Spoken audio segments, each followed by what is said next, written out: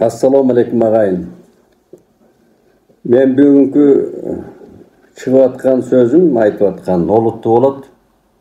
Себеби Кыргыз Республикасынын президенти Садыр Жапаровго жана УКМКнын жетекчиси Камчы Ташиевке кайрылам. Кыргыз улуттук салты боюнча инилерим деп да кайрылсам болот. Күнү кече Кыргыздын рухий тамыры, рухий гүл асыгы, рухий уюткусу байрагы Манас эпосунун тегерегинде кайрадан шамалдар жүрө баштады. Шамалдар жүрө баштады да. Мен устатым Кыргыз журналистикасындагы берки адабияты болобу, эмнеси болсо да корифеи Алым Токтомушевдун бир сөзүн эскертейин. Ал киши айтты эле, Айкөлдүн арбагы кыргызды да, кыргыз эместерди да тынч уктатпайт деген. Мен ушул Алыкемдин акылына азырда там берем да. Кыргызды эмне үчүн уктаткан эмес Манас? Кыргыз Манас менен ойгонгон, Манас менен уктаган, Манас менен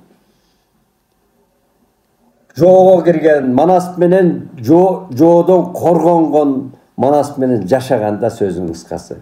Муну ошону айтып атат. Ал эми кыргыз эместер Манасты бузуу менен алек болуп келген. Манасты бузса кыргыз бузулат. Кыргыз этимологиясы мындай айтканда, мен бүкүлү айтайын. Баягы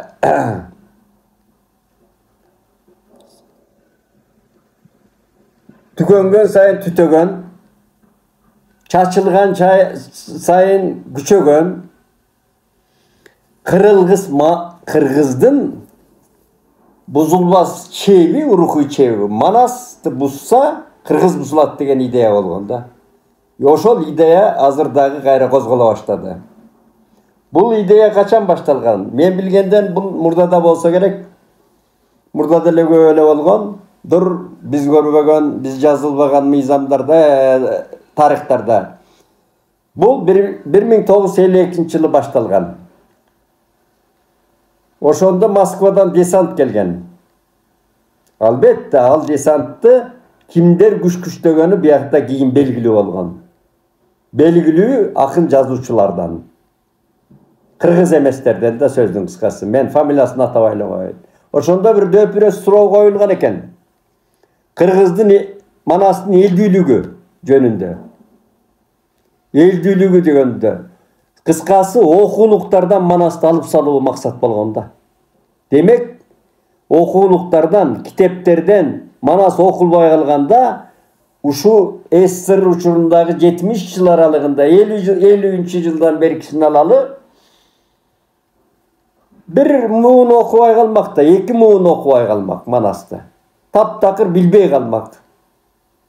Канча азырамак улуттун рух тамыры. Мына ошондогу окуялар элдин баарынын эсинде.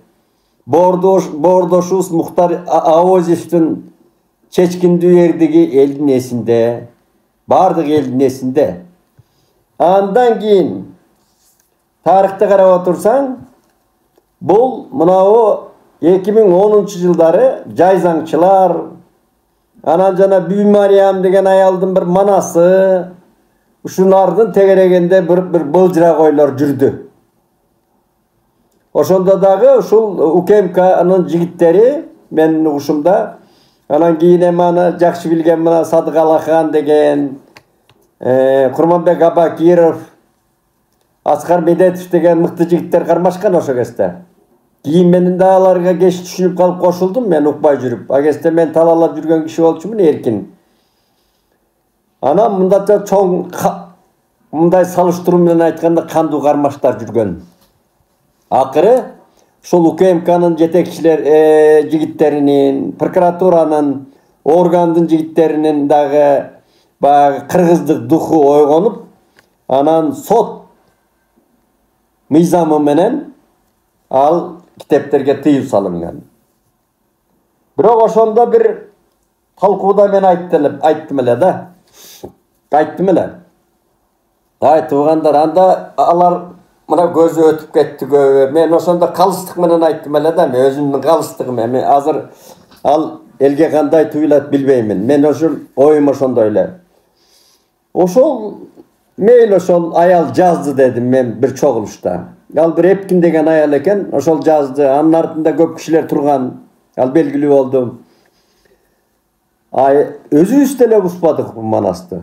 Бул сөздү мен мына казак туугандар 2019-жылы мына Талдыкоргон облусунда жакшы бир форум баштаган. Анда Султан Ыраев бизди баштап, мына Сулайман Каев деген акелерим, Кадыралы Коңкобаев акелерим барганбыз ошол жерге. Алардын темасы мындай болгон. Манас эпос жөнүндө болуп атат сөз. Манас жана Улуу далаанын маңгилик мурасы деген. Ошондо казак алымдары бир жакшы ойду айтышканда, ушу Манастай рухий терең тамырдагы тарыхты энциклопедиялык деңгээлде камтыган улуу көчмөн доордун чыгармасы жок экен. Biz ушунун алдында түрк руху, түрк дүйнөсү биргели дедип баштады да булар. Ушундай улуу, асыл, үлкөн ой менен. Ошол чогулушта да мен айткам, мындай, менде титул жок болчу, эң артында же бир кокустан баягы чаар баштык менен чыга калам сөзгө. Ошондо айттым эле да, ай казак баарластар, эгиздер, силер эмес, бүгүн кыргыз билбейт Манасты. Кыргыздын кыйын болсо 2% билет Манасты, терең билсе. Манасты кыргыз өзү үйрөнө албай атат. Өзү тааный албай атат. Өзү бузуп атат Манасты. Майдалап атат.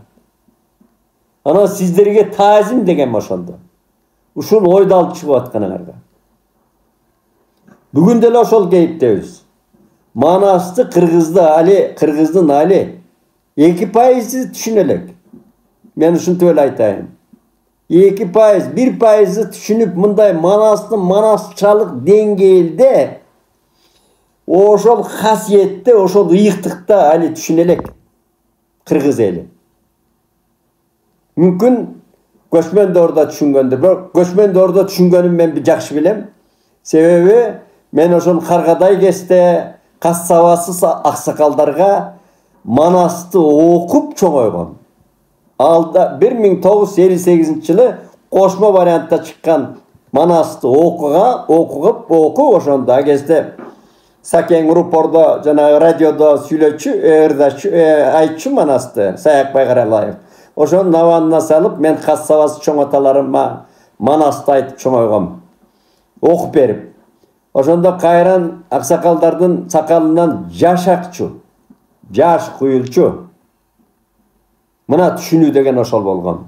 Манас кыргыздын демек каны, жаны, ыйы, көз жашы, кубанычы, кайраты. Ушундай деңгээлде болгон Манас. Бар ошондой деңгээлде. Болуш керек. Бүгүнкү күндө эмне кылып атабыз?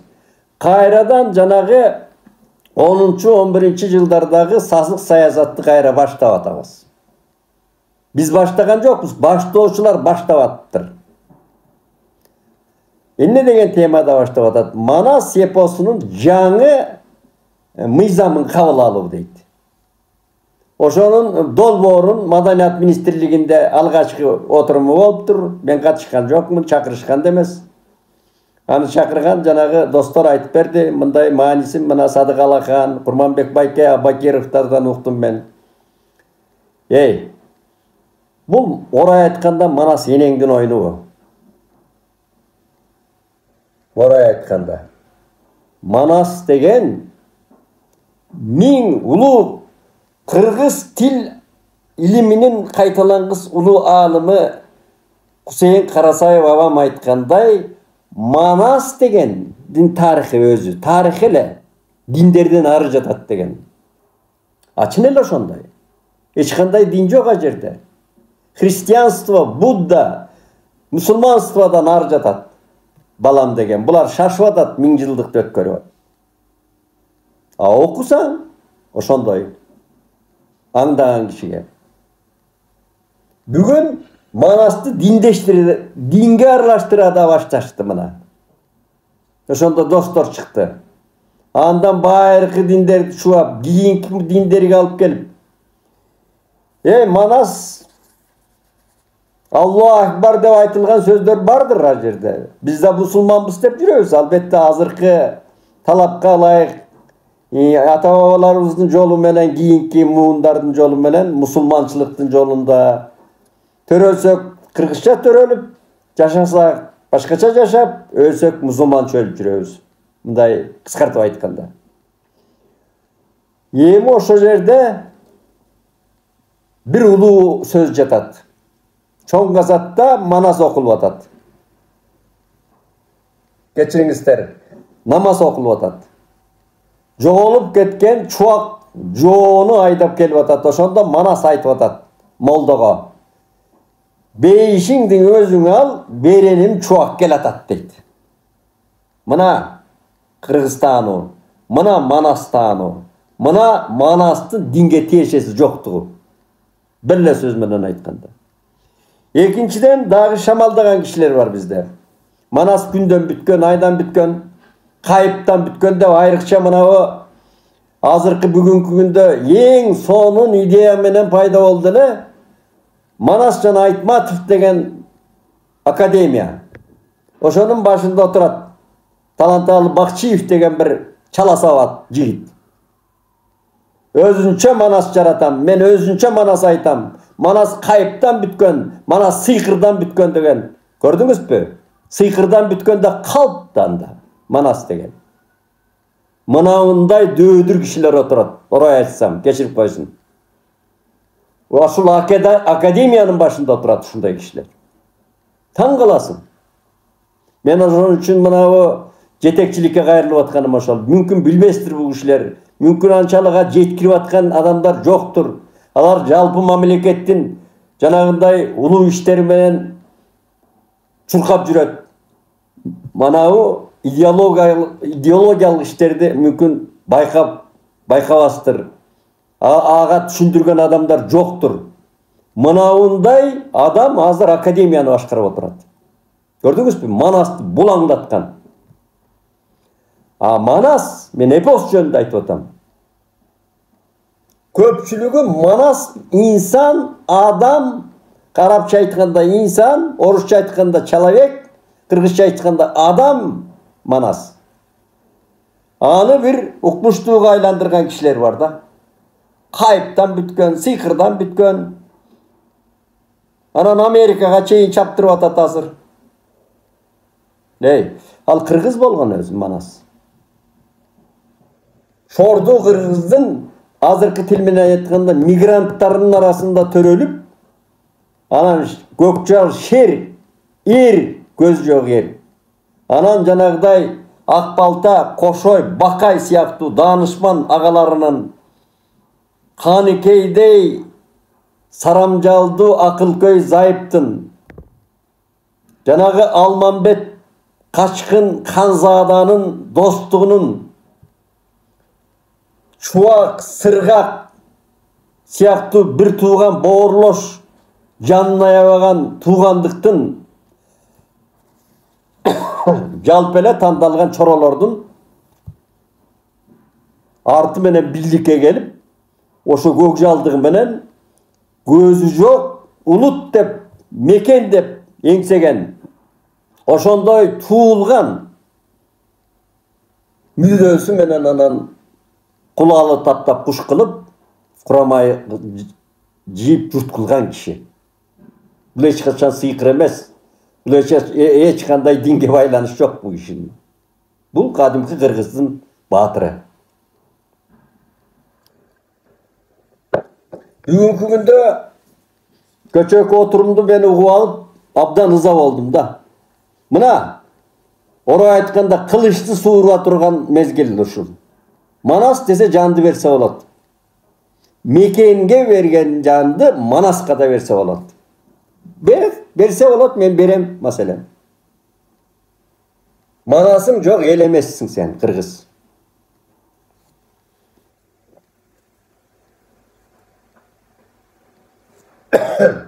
Мен Манастың тарихын айталы. 1000 жылдық деп шашы өткөрді, мына фальшивка екені билинди. Ал құрған айылдардағы талқыланды. Акаевтың учурундағы. Ал баяғы өздің бийликтин мүдөөсү менен өткөрүлө болгон шоу оюндай болуп калды. Карасаев айткандай. А Манастың тарихы кайда жатат деген суроого келели.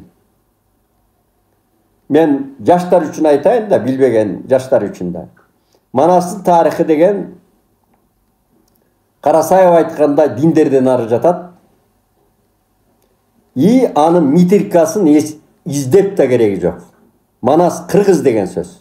Кыргыздын канына, жанына, көз жашына, кайратына синген. Манас деп чабышкан, Манас деп алышкан, Манас деп жырга буккан кыргыз. Бүгүн ошону чайкоочулук кылып, мынау жаңы мыйзамда бир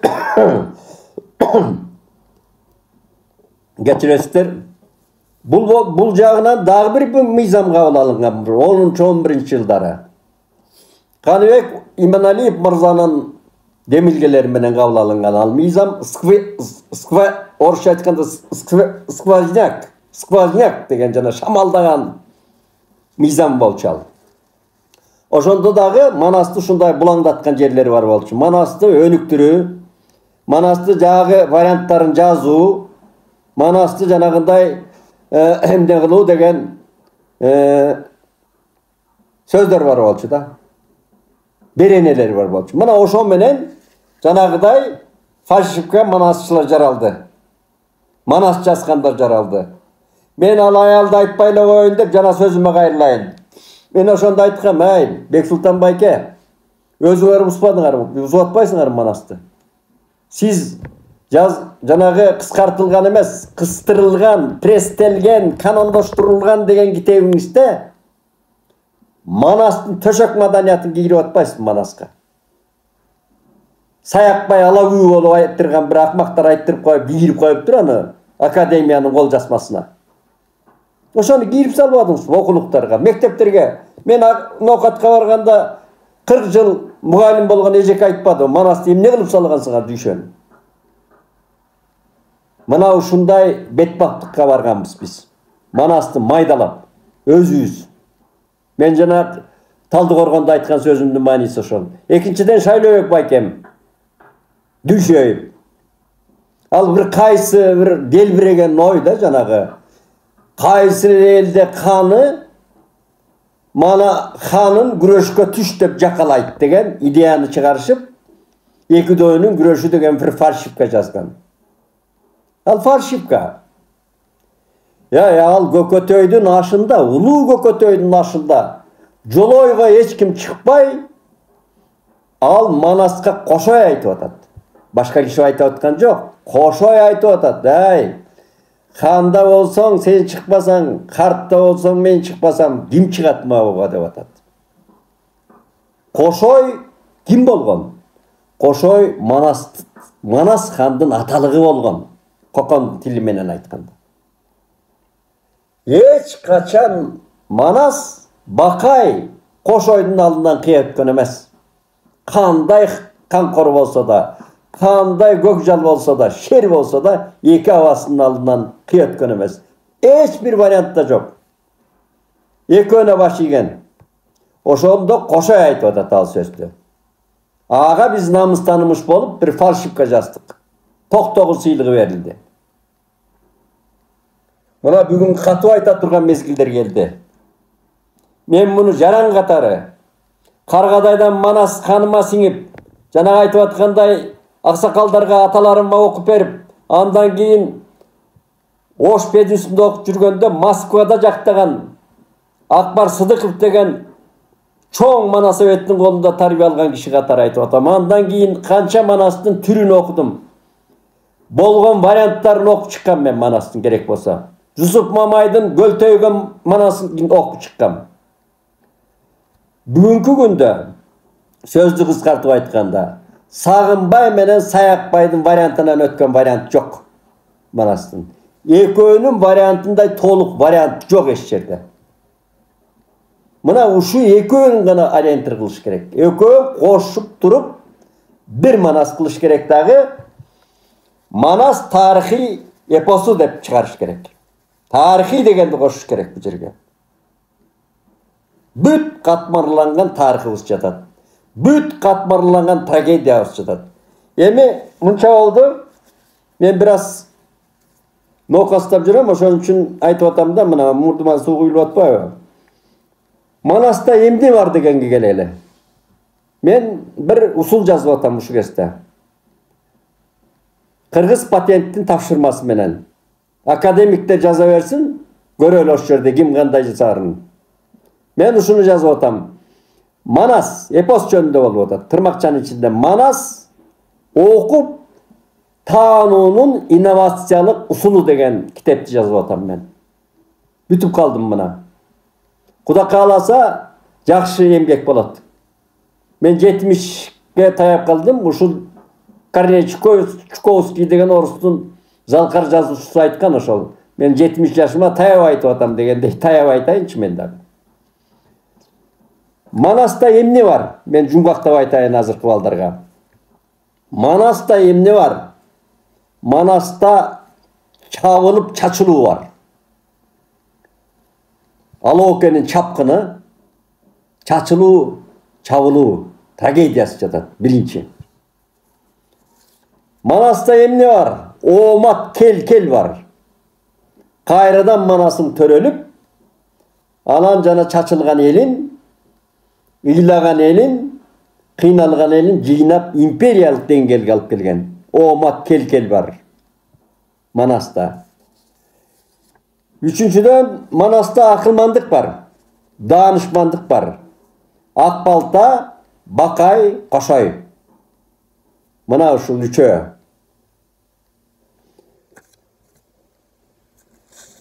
Dördüncüden Manasta ulu dostluk var. Kıybaz dostluk var. Almanbet, Kıtay imperiyasının hansadası. Taktalaşkan kişi. Almanbet. Manastın dostu, emçektes dostu. Ölü dost boldu. Ökö. Manasta emni var? Ayaldın rolu var. Ayaldın kanday rolu var? Ayaldın saramcaldık. Berilgendik süyügö. Ana makavat var. Kız saykal benen ganikey. Manasta emne var? Satkındık var. Gözkaman menen bir tuğan, jatında şemes ağa tuğandın baldarı Gözkamanın menen Gökçeköz okuyası var. Satkındık, ulu satkındık. Manasta emne var? Ulu Gökötöy naşı var. Ulu Gökötöy naşı salıştırıp aytkanda Afina'da birinci uyuşturulgan bütkül dünyalыk o olimpiyadalık oyunların o çok Afina olgan. Göçmen bugün yazıp atpayız bu göçmen oyunlar dep buna dünyaya жаңы çıka başladı. Göçmen oyunlarının o çoğu Gökötöydün aşı. 26 handıktan өлködön katışkan. Ulu oyunlar жүрген ajerde. Ulu baygeler sayılgan. Ajerde ulu meyman dostluk. Sport var mında aytkanda. Azırkı til menen aytkanda. Anan Manasta dağı mınava kokon tili menen aytkanda jana emne deçili kutumduk var.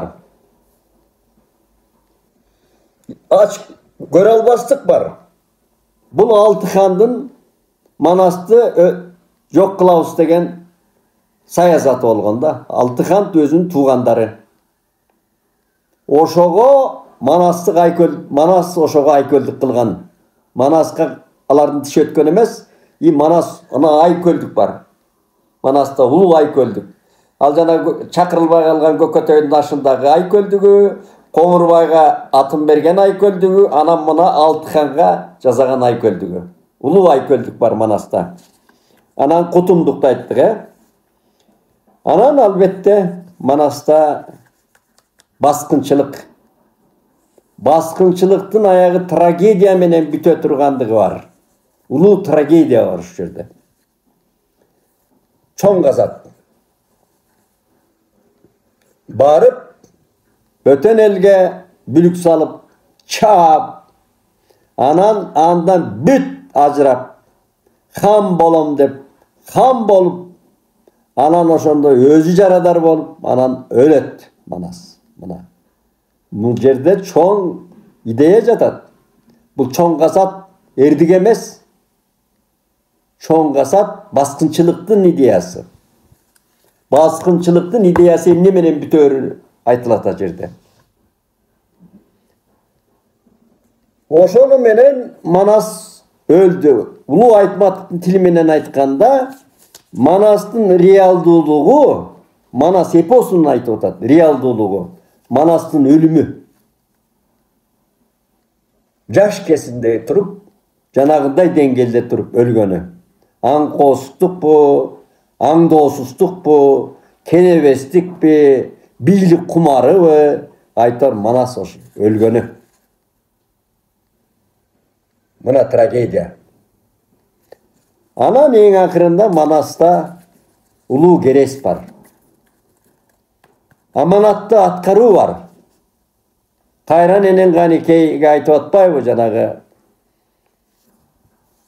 Эр өлгөндө аялга төркүн жакын болуучу. Манас Семетейди жеркөз кылба менин мына арамдарыма. Төркүнүң алып барып чоңойт деп атат. Мына ушундай улуу керес бар бу жерде. Мына жумгактап айтканда ушул окуялар. Ушул эле маани. Анын коддору чечмелесең деле келет. Ушул мен айткандарга эле. Мен майдалап жиберишим мүмкүн. Майдаласаң деле ушул, жумгактасаң деле ушул, мен айткан ошол окуялардын тегерегинде жүрөт Манас. Анан улуу Манаста улуу поэзия. Эмне деген поэзия? Эмне деген географиялык жер аттары, этнографиялык илим. Койчу. Меймандостуктун керемет деңгээли, айкөлдүк бардыгы бар Манаста. Аны кийин айталы. Мына ошондо бүгүн дагы көтөрүп чыгып атышыптыр мына мыйзамда. Эмне деп атат? Манасты өнүктүрүү жана жаңы багытка көтөрүү дейт. Ору айтканда атаңдын башына көтөрөсүңбү Манасты? Манасты окуу керек. Таануу керек. Анын ар кандай варианттарын жазып алып, торбого салып алып сатып жүргөн адамдар бар азыр бүгүн, жазуучу сөрөйлөр. Мен аттарын айтпай эле коеюн. Майдалап жазып алып, алар эмнени таянат бүгүн? Ой, Манасты пьеса кылып деле жазбадыкпы, жазбады беле. Ашым Жакыпбеков деле жазбады беле дейт да. Пьеса кылып, ал театрга театралдаштыруу максатында Жали Садыков деген таланттуу агабыз Манастын Улуу Семетей деген керемет пьесаны жазып, спектакль кылып койдурган. Ал театрда көрсөтүү, театр өнөрүндө көрсөтүү, кино өнөрүндө көрсөтүү деген бар. Кино өнөрүндө көрсөтүп көрдүк го. Саякбай деген бир болбогон кинону Эрнис Абжапаров деген тартты. Анын артында жанагы Самахов деген жигит турат. Жеке тарттырышкан. Айтматов бетине коюшуп, ошол да кинобу? Ошол да Саякбайдын деңгээлиби? Ошол да актербу? Саякбайды кандай тартыш керек эле? Саякбайды тартыш үчүн турбады беле Болот Шамшиев деген гениалдуу агабыз? мыкты сценарий жазып туруп, ошол Болот агабызга тарттырып калыш керек эле, эгер Саякбайды тартсак. А бир кино болмушту жаратты. Саякбайдын кадырын кетирди. Анан Ашым Жакыпбеков эмнеге жазды? Ашым Жакып ким болгон? Жакыпбеков. Ашым Жакыпбеков кыргыз сөз өнөрүнүн корифейи. Кыргыз сөз өнөрүнүн, жазма өнөрүнүн корифейи биринчиден. Экинчиден, Улуу Айтматовдун демилгеси менен мамлекеттик программада Манасты ыр түрүндө которуп таанытуу кыйын экен, муну проза түрүндө жазып, ошол кыска нуска вариантын проза түрүндө жазып, дүйнөгө тааныталы деген максатта мамлекеттик программада Ашым Жакыпбеков менен таланттуу жазуучулар Кеңеш Жусуповго тапшырылган. Кеңеш байке сыпа киши экен, кийин өзү чыга берди. Ашыкең 7 жылда жазган. Бүт даяр сюжеттерди 7 жылда жазды. Ошону чыгара албай жүрүп, көрбөй жүрүп өлүп кетти кайран киши. Теңири Манас бүгүн окуган кишиге сөз өнөрүнүн мындай айтканда эпопеясы. Манасты көтөрүп турат, кемитпейт эч качан. Теңири Манас романы. Эми урматтуу президент, урматтуу УКМКнын жетекчиси, сиздерге кайрылып атканым, бирөөңөр мамлекетти, өлкөнү, улутту, элди башкарып атасыңар. Бирөөңөр ошол эл, мамлекетти, өлкөнүн, улуттун коопсуздугун жетектеп атасыздар. Манаска мындай сквозняк, мындай шамалдаган, мындай бузук ойлорду кийирткен, кийребиз дегенге сөз эмес, демилгени сөз эмес, мыйзам эмес, сөз бербеш керек. Алар кыргыздын чыккынчылары деш керек андай кишилер. Токтотуш керек. Мындай эртең мына казак көчүгү менен күлөт, туугандар бизге. Орой айтканда. Манаска ушундай мамиле жасап атса. Манастын бир гана Манас эпосун бир гана максаты болуш керек. Сагынбай менен Саякбайда эч ким толук айткан эмес Манасты. Манас жөнүндө айтып атам мен, Семетей Сейтек жөнүндө айтып аткан жокмун. Ал өзүнчө маселе, ал Кеванда эмес, кеп Манастын өзүндө.